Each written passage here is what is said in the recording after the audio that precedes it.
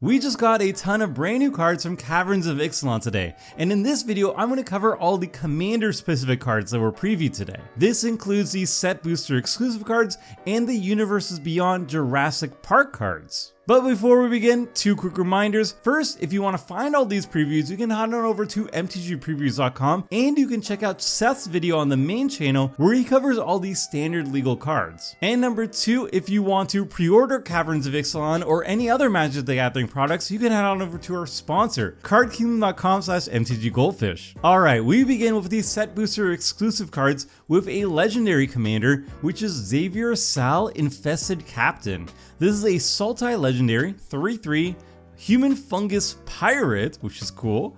It can tap to do two different things. First, you can tap it to remove a counter from another permanent you control to populate, activate only as a sorcery, or you can tap it, sacrifice another creature to proliferate, activate only as a sorcery. So you can create extra creature tokens, or you can just add more counters to everything.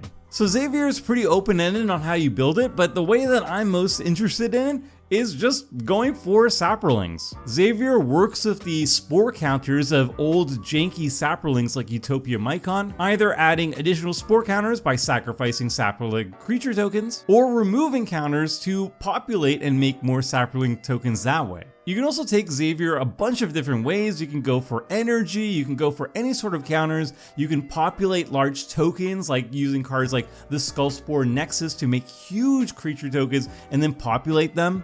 So Xavier can be done a bunch of different ways. I'm more interested in the janky saproling way, but this is super open-ended, so let me know how you're going to build around him. Next, we've got a flip commander that cares about double-faced artifacts. This is Tetsun, Gnome Champion. This is a Jeskai 2/2 legendary artifact creature gnome, and it says whenever it or another double-faced artifact enters the battlefield under your control, mill 3 cards, you may put an artifact card from among them into your hand, and you can craft with 6 artifacts and 4 mana. So this is a brand new mechanic to the set. You can pay 4 mana, exile this artifact, exile the 6 from among other permanents you control and or cards from your graveyard, return this card transformed under its owner's control, craft only as a sorcery. And the backside is a 6/6 vigilance trample creature that says whenever it enters the battlefield or attacks, transform up to 1 other target double-faced artifact you control, create 2 1/1 colorless gnome artifact creature tokens. So this card is all about artifacts, but it's more specifically all about double-faced artifacts, which there are a lot in Ixalan, specifically this set. So you just want to jam basically all the double-faced artifact cards from all the artifact sets. Ixalan had a couple of them like Dowsing Dagger and Azor's Gateway, and Caverns of Ixalan has a new bunch of them too, like Metzalanti the Great Door. A lot of these cards are very powerful that have really strong and powerful backsides, but have a hoop that you have to jump through. And Tetsun kind of just lets you bypass these powerful hoops and just get to the good stuff. So this is an artifact deck. You have Jeskai colors. The primary colors for artifacts are blue and red. You have both of those. And white is a very powerful secondary color for the artifact deck. So you have 3 colors to work with, and you're focusing primarily on double-faced artifacts. It's a cool spin on the classic artifact archetype. It's going to be focused on a very specific subset of cards, and I'm really excited to build around it. Next, we have a powerful new removal spell in Contest of Claws. This is a 2 mana green sorcery that says target creature you control deals damage equal to its power to another target creature. If excess damage was dealt this way, discover X, where X is that excess damage. And Discover is a brand new mechanic in the set. It's basically a souped up cascade. So what it says is exile cards from the top of your library into exile a non-land card with that mana value or less. Cast it without paying its mana cost, or put it into your hand. Put the rest on the bottom in a random order. So this is a basic fight spell, 2 mana, fight a creature. That's not a great rate at sorcery speed, but if you deal excess damage with this fight spell, you get to generate card advantage and possibly mana advantage. You get to get another card somewhere from the top of your library. You get to either cast it immediately or just put it into your hand. So it's a cantripping removal spell in green, which is really, really nice. Now, I expect Contest of Claws to be a really fantastic addition in basically any Go Tall Stompy deck. Personally, I'm very excited to put it immediately into my Galta Primal Hunger deck, which is all about mono green Stompy. So basically any green Stompy deck is going to really like this card because it's a removal spell that just cantrip / immediately casts a spell off the top of your library. So that's really good value. Next, we have a double-faced artifact. This is Ore-Rich Stalactite. It's a 2-mana red artifact. You can tap it to add 1 red mana. You spend this mana only to cast an instant or sorcery spell, and you can craft to 4 or more red instant and or sorcery cards in 5, 3, and double red. And the flip side, once you craft it, is Cosmium Catalyst. You can pay 2, 1 in a red, and tap it, choose an exiled card used to craft Cosmium Catalyst at random. You may cast that card without paying its mana cost. So the front side is a very respectable mana rock in a Spellslinger deck. If you're a deck full of instants and sorceries, then this is a 2-mana mana rock that taps for red. Very nice, very respectable. But later on in the game, mid to late game, once you have a lot of mana available to you and you don't need that mana rock, and also you have some red instants and or sorceries in your graveyard, you can spend that 5 mana and now start casting additional spells off it for extra value. So this card is just fantastic in a red heavy Spellslinger deck, which is a narrow subset of Spellslinger, but Spellslinger definitely is mostly in red and blue. So if you focus on one that's more red heavy, you're going to get a lot of value out of this new mana rock. So cards like Imidane and Orobrask are examples of mono red Spellslinger that are going to really like this. However, even if you're in a 2-color deck, like an Izzet Spellslinger deck, I think Ore-Rich Stalactite is also going to be still very good there. Next, we have another transforming artifact. This is Altar of the Wretched. This is a 3-mana black artifact that says when it enters the battlefield, you may sacrifice a non-token creature. If you do, draw X cards, then mill X cards, where X is that creature's power. You can craft it with 1 or more creatures and paying 4 mana, 2 in double blue. And you can pay 2 in black, return Altar of the Wretched from your graveyard to your hand. The backside is a sweet creature skeleton horror. So when you craft it, it becomes a skeleton horror. It has *** for its power and toughness. It's equal to the total power of exiled cards used to craft it, and it has flying as long as an exiled card used to craft it has flying. And the same is true for First Strike, Double Strike, Death Touch, Haste, Hexproof, Indestructible, Lifelink, Menace, Protection, Reach, Trample, and Vigilance. So basically all the fun little keywords. So the front side is already gas all by itself, honestly. You can draw a bunch of cards by sacrificing a big creature to it. It also can return itself from the graveyard to your hand, so if you mill it or it gets destroyed or whatever, you can return it and then use its ability again. And then the backside is just a huge freaking creature. It can be huge, it can have flying, double strike, a whole bunch of sweet keywords, and then act as a finisher. So I expect this card to be useful in like Go Tall and also keyword soup style sacrificial black decks. I personally am very excited in putting in Volrath the Fallen. You can draw a ton of cards off Volrath, and my version of Volrath also has a very strong reanimator package. So the milling and the drawing and the sacrificing, that's all super useful for me. If you want to focus more on the keywords as well, Cathrill Aspect Warper is probably going to be the single best version for this, the best home for it, because it goes tall and it also has lots of keywords, so this is going to be a backup Cathrill in the deck. Also, Indominus Rex Alpha, similar things where it focuses on keyword soup. It's really huge. It does everything the Altar of the Wretched really wants to be doing. Next, we have another really strong new card. This is Illustrious Wanderglyph. It's a 5-mana white artifact creature golem. It's a 2/2 with Ascend. If you control 10 or more permanents, you get the City's Blessing for the rest of the game. Other artifact creatures you control get +2/+2 as long as you have the City's Blessing. And at the beginning of each upkeep, create a 1/1 colorless gnome artifact creature token. So this is a color shifted Tender Shrew Dryad. This is even better than a Tender Shrew Dryad, actually. It's going to generate a ton of tokens. It's making a token for each upkeep, not just your own. So in a 4-player game, each turn cycle, you're going to be making 4 artifact creature tokens, which is already nuts, and that's going to build towards the Ascension to get the City's Blessing, and then those 1/1s are going to be 3/3. So all by itself, it's already a serious threat and a serious engine, but it just gets better once you start building around it. So how do you build around it? Well, first, white has a lot of ways to draw cards off the illustrious Wanderglyph. Benny Brax, that lets you draw a card each time a token was created at each end step. So illustrious Wanderglyph can draw a card basically on every single person's turn with Benny Brax. And then if you're doing stuff like Kadira, if you have Kadira as your commander, then you're just going to be generating a stupid amount of tokens with Kadira. Next, we have another double-faced artifact. This is Paleontologist Pickaxe.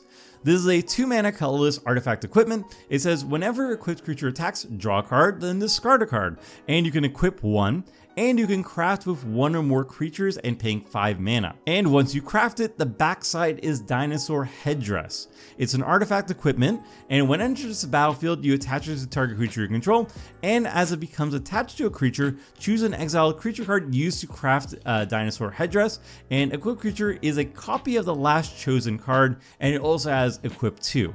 So the front side, you get to draw discards, so you're looting. You hopefully loot away some big creatures or have big creatures on the battlefield. You craft the big creatures onto the pickaxe, you turn it into the headdress, and now all your small creatures or whatever creatures are the best thing that's exiled with the headdress as well. Now, I don't think this card is very good, honestly. It's a lot of mana and a lot of setup for some dubious amount of payoff. I'm sure there's going to be some sort of combo that's really good with it. However, if you want to get really cheeky with it, you could steal all your opponent's creatures, and it does say craft with 1 or more creatures. So let's say like you steal all your opponent's creatures with like Reigns of Power for 4 mana, then you could just craft all of the creatures you stole with the pickaxe, and then that's a 9 mana way of removing everybody's creatures, or at least one person's creatures.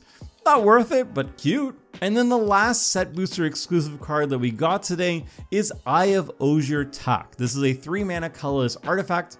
You can tap it to add 1 mana of any color, so it's a mana lift, and you can craft with 2 cards to share a card type and paying 6 mana. And the crafted side is Apex Observatory.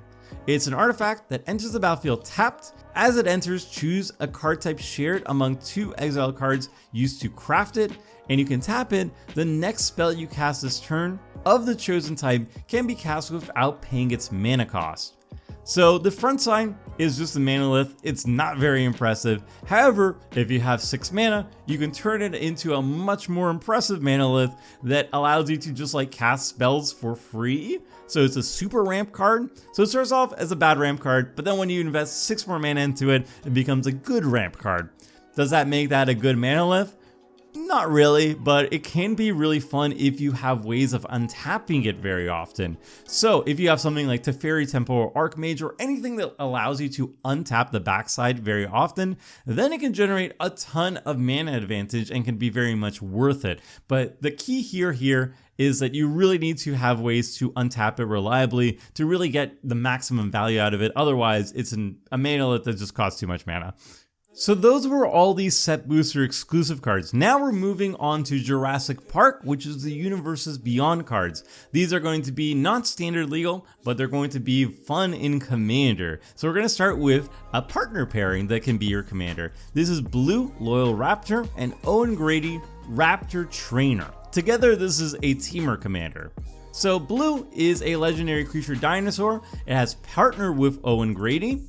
And it's a 5/4 that says for each kind of counter on blue, each other dinosaur you control enters the battlefield with a counter of that kind on it. And Owen Grady is a 3 mana Gruul 3/2 legendary creature, human soldier scientist. It has partner with blue. You can tap it, put your choice of a menace, trample, reach, or haste counter on target dinosaur, activate only as a sorcery. So the plan here is to get Owen Grady and Blue both on the battlefield, and then you basically just want to tap Owen to put a bunch of different keyword counters onto Blue, and then cast dinosaurs, and those dinosaurs will now enter the battlefield with a bunch of keyword counters thanks to Blue. It's a pretty simple strategy, but it could be pretty powerful, especially if you have ways of untapping Owen so you can add additional counters onto blue more than once each turn. And then your dinosaurs that you cast subsequently are going to be really powerful. The next new commander is Henry Wu, InGen Geneticist. This is a new Sultai commander. It's a 3 mana, 1/4 legendary creature human scientist, and it says Henry and other human creatures you control have exploit. So when a creature with exploit enters the battlefield, you may sacrifice a creature. Whenever a creature you control exploits a non-human creature, draw a card. If the exploited creature has a power of 3 or greater, create a treasure token. So this is a really cool twist on humans as a deck type. You basically want a deck that is half humans and then half sacrifice fodder for those humans. So you get to exploit the non-human creatures, drawing cards, and also possibly creating treasure tokens as well. So I'm not quite sure how you're going to be building this. I'm assuming this is going to be mostly a human deck and then cards that just generate sacrifice fodder.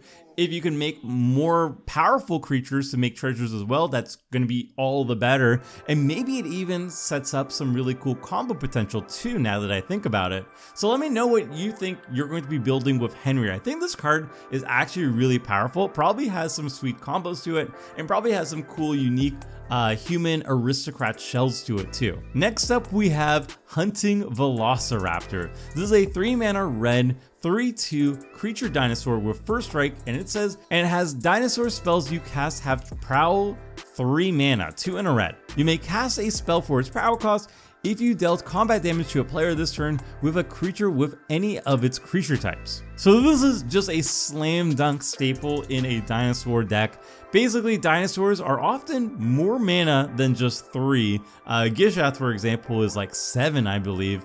And all of them, you know, after you deal combat damage with a dinosaur, prowl cost of just 3 mana, so that gives a huge mana discount to your dinosaurs.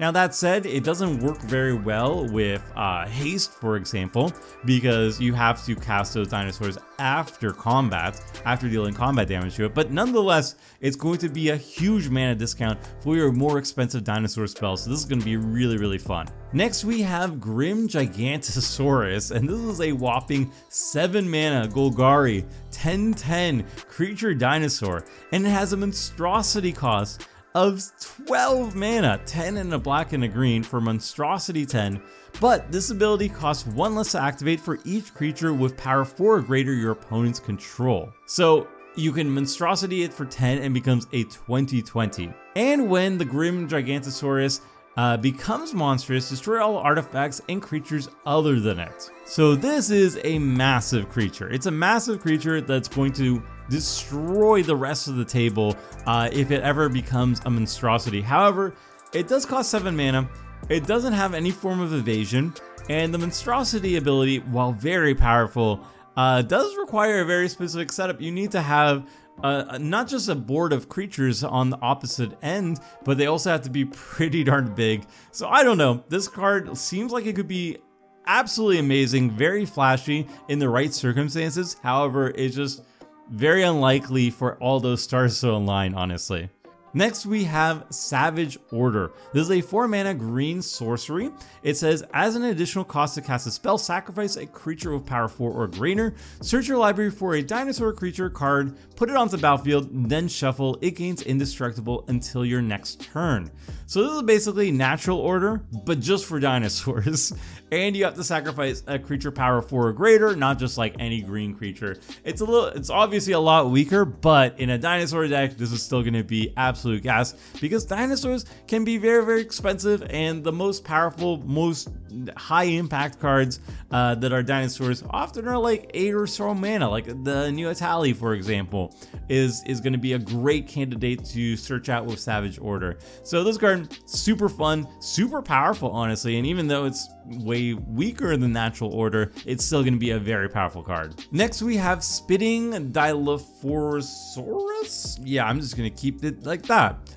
It's a 3 mana black 3/2 creature dinosaur, and whenever Spitting blah blah blah blah enters the battlefield or attacks, put a -1/-1 counter on up to 1 target creature.